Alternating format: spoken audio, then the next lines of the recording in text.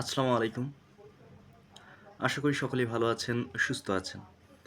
আজকে যেই টপিকসটি নিয়ে আলোচনা করব আমরা, সেই টপিকসটি হচ্ছে অ্যাপোজিটিভ। অ্যাপোজিটিভের বাংলা হচ্ছে সমপদীয় বিশেষ্য। অর্থাৎ যে পদ সাবজেক্ট, অবজেক্ট, পসেসিভ সম্পর্কে অতিরিক্ত তথ্য প্রদান করবে তাই হচ্ছে অ্যাপোজিটিভ বা সমপদীয় বিশেষ্য।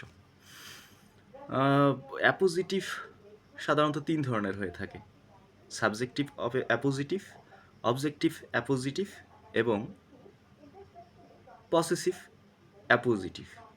সাবজেক্টিভ অ্যাপোজিটিভে কি হয়? এই অ্যাপোজিটিভটি সবসময় সাবজেক্ট সম্পর্কে অতিরিক্ত তথ্য প্রদান করে। ধরুন একটি সেন্টেন্স আছে, Tahijar Rahman our English teacher teaches Bengali. দেখুন এখানে আওয়ার টিচার যে ফ্রেজটি আছে, এই অ্যাপোজিটিভটি কাকে নির্দেশ করতেছে?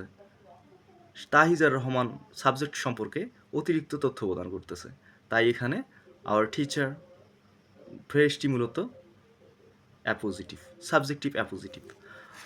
এরপর আসি অবজেক্টিভ অ্যাপোজিটিভে।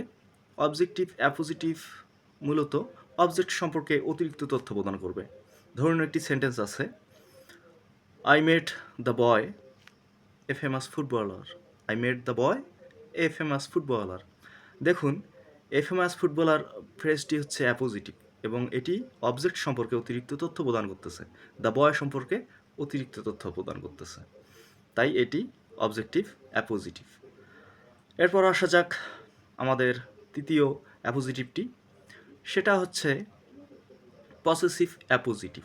পসেসিভ অ্যাপোজিটিভে যেটা বললাম, পসেসিভ সম্পর্কে অতিরিক্ত তথ্য প্রদান করবে। ধরুন একটি সেন্টেন্স আছে, I like Shakespeare. I like Shakespeare's work.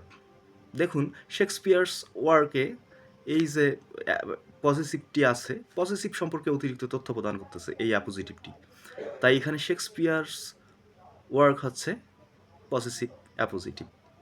আশা করি সকলেই বুঝতে পেরেছেন। ধন্যবাদ, পাশে থাকবেন আর আমার এই চ্যানেলটি লাইক শেয়ার দিয়ে আমাকে এগিয়ে নিয়ে যাবেন। ধন্যবাদ সবাইকে। আসসালামু আলাইকুম।